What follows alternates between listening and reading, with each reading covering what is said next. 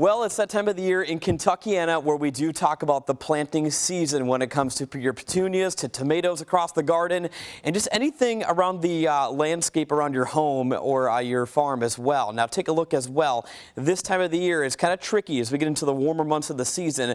When exactly is that last frost and freeze that will be affecting the first planting of the spring? Now, keep in mind how frost forms is when you get air temperature above 32 degrees. So that means temperature is above freezing with the air just above the surface, but cooler air at night sinks. So what happens is the air temperature does cool down, and that does actually cool off the ground even more. So that gives way to a ground temperature at freezing.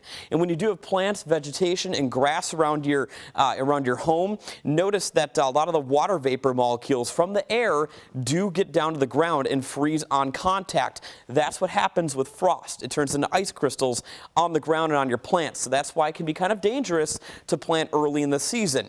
So of course what's happening there is the water molecules in the air are freezing on your plant surfaces, preferably a lot of leaves. The favorable conditions for this type of phenomenon is clear sky. We need light wind and plenty of moisture in the air and temperatures in the 30s. Now keep in mind, frost can form with an air temperature in the mid to upper 30s. There is no true definition of when frost happens. Of course, the freezing point's at 32 degrees. So this time of the year can be tricky because keep in mind the average date now of the last freeze we normally see in the spring season in Louisville is around April 5th. That's when the last temperature in the morning hours gets to 32 degrees before we do talk about warmer overnight readings. The last average frost that takes place in Louisville is April 11th. So normally frost happens in the mid 30s. We're just putting 36 degrees as that key data point to really kind of own in on that last overall average frost. Now here's another map as well, kind of depicting the overall picture